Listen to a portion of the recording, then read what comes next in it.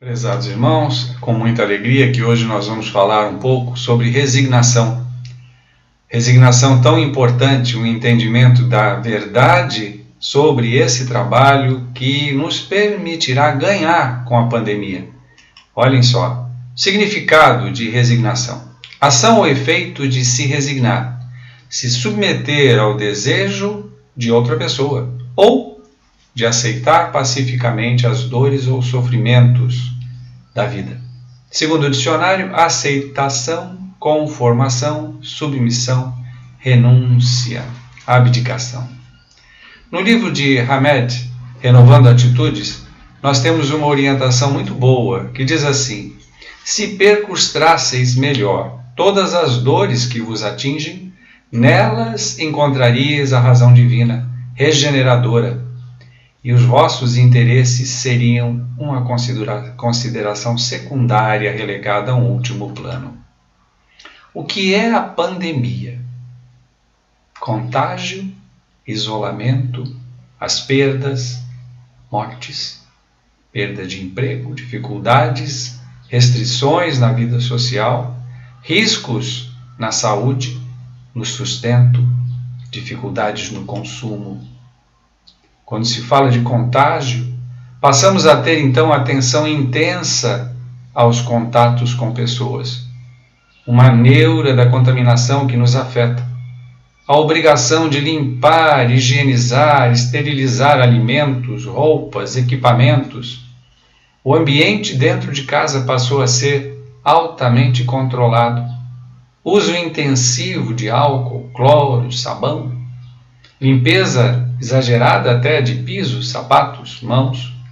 E o ambiente externo de casa, uma tensão que nós não tínhamos antes. A obrigatoriedade do uso de máscaras, de álcool gel, o afastamento das pessoas que gostaríamos tanto de abraçar, evitando os contatos físicos, que é tão agradável, tão caro para todos nós, especialmente os brasileiros. Tudo isso nos induz ao isolamento, nos permite ficar entristecidos com o afastamento dos familiares. Apenas os vemos e falamos com eles virtualmente. Não tem o contato físico, não tem a vibração. Além disso, a desesperança. Quando teremos uma diminuição dos casos?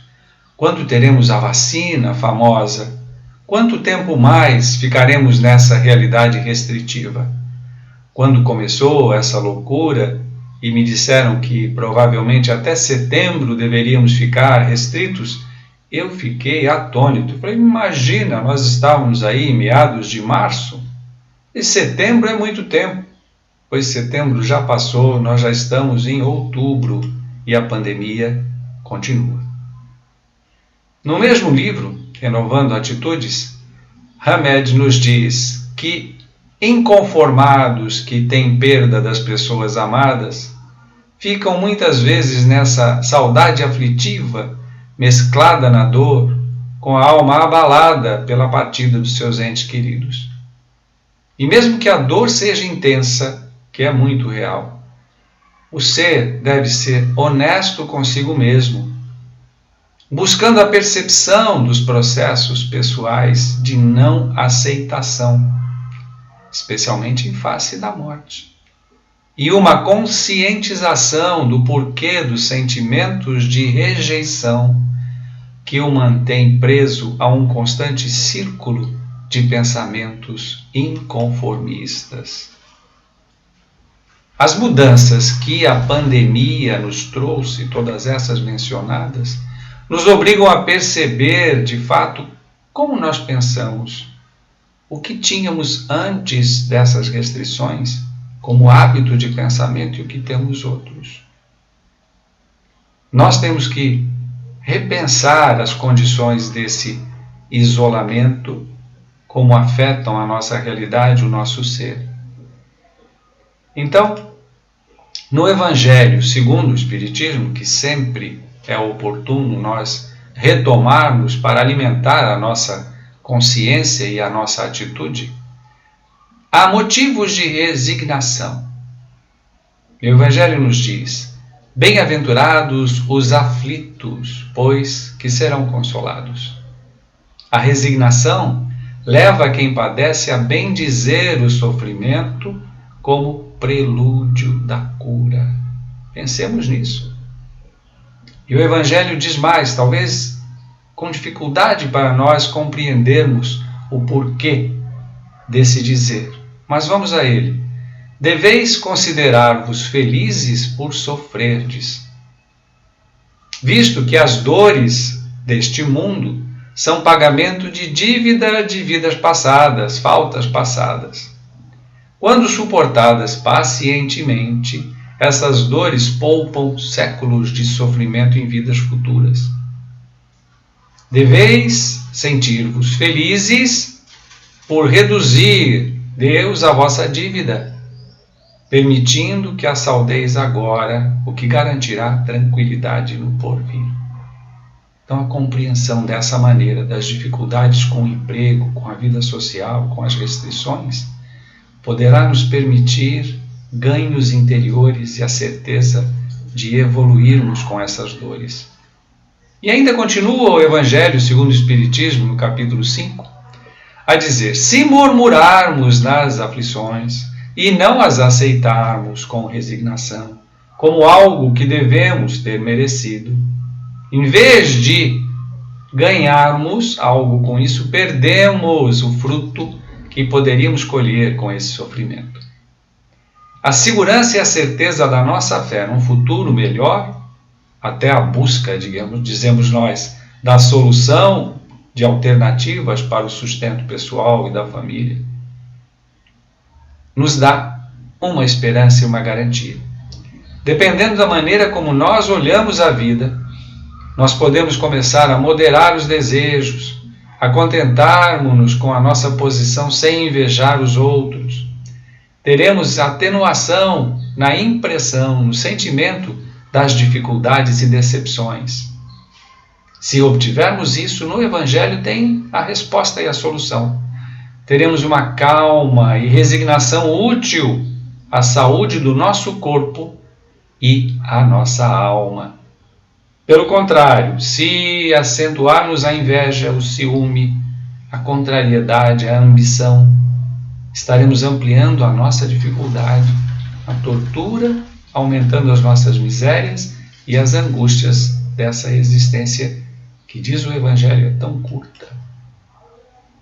André Luiz, no seu livro Saúde, nos fala ainda sobre a pandemia aplicada agora.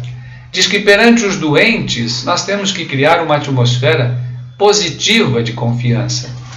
Mesmo quando vemos nossos parentes e queridos se isolarem por causa da Covid, as nossas preces e vibrações vão fortalecer e dar bom ânimo.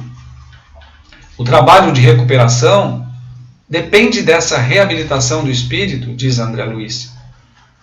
Mesmo quando nós tenhamos assim entes queridos muito próximos de nós sofrendo os efeitos dessa pandemia, não devemos nos abater e sim apresentar a elevação de sentimento e fé, dando a eles incentivo, o que cremos que a maioria de nós procura fazer. André nos diz que o desespero é fogo invisível. Temos sempre que tratar a dor no nosso caminho sem lamentações infelizes, para o nosso bem, para o nosso bem-estar. E finaliza dizendo que a resignação nasce da confiança em Deus. O antídoto do mal é a perseverança no bem. Então, perante a enfermidade, ele nos orienta a sustentar inalteráveis a fé e a confiança, sem temor, queixa ou revolta. Cada prova tem razão de ser, porque a intensidade do sofrimento vai variar segundo a nossa confiança na lei divina. Quanto mais confiarmos, menor será a pressão desse sofrimento.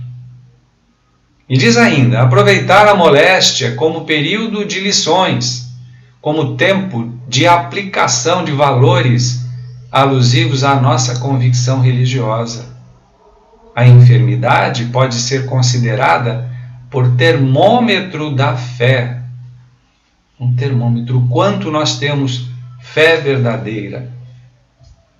E ele completa com o Evangelho de Jesus, em Mateus 11, 28. Diz: vinde a mim todos os que estáis cansados e oprimidos, e eu vos aliviarei. Maior a prova de confiança e entendimento, maior a nossa resignação.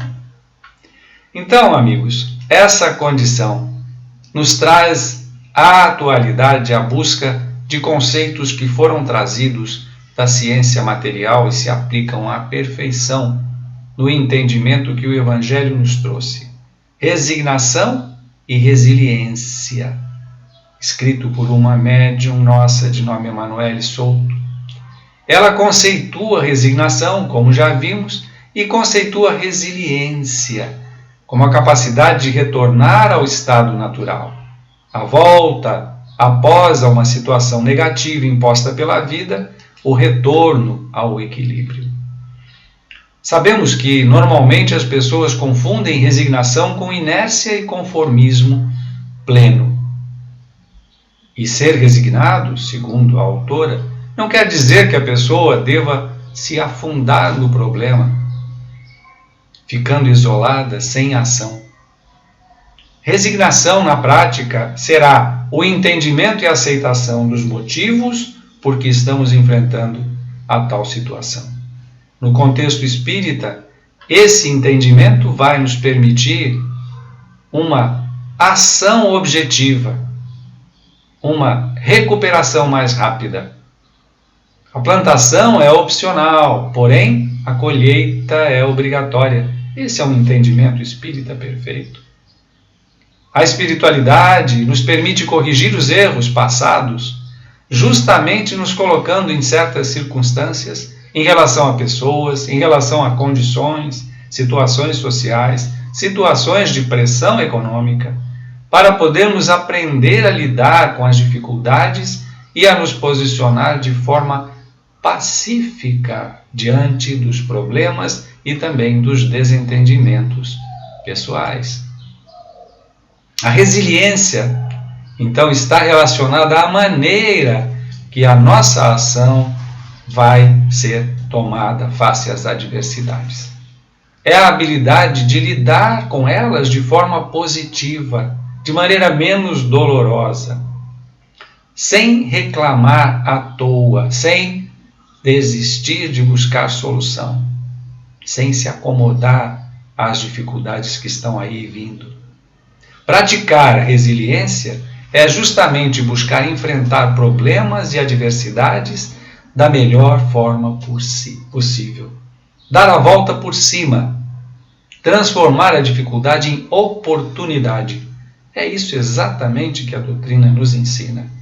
Nós estarmos sempre dispostos a agir para sair do problema, porque nos movimentando estamos pedindo a ajuda da espiritualidade de Deus acima de tudo, abrindo todo o potencial de recepção que temos como seres humanos, criaturas de Deus.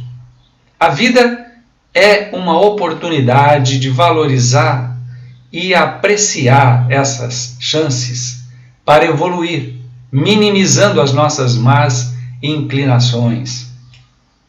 Nós devemos sim enfrentar os problemas para conseguir viver de forma leve e com o maior equilíbrio possível.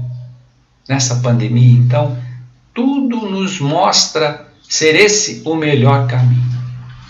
E aí cabe a nossa escolha. Que tipo de pessoas nós estamos manifestando? Somos? Que queremos ser?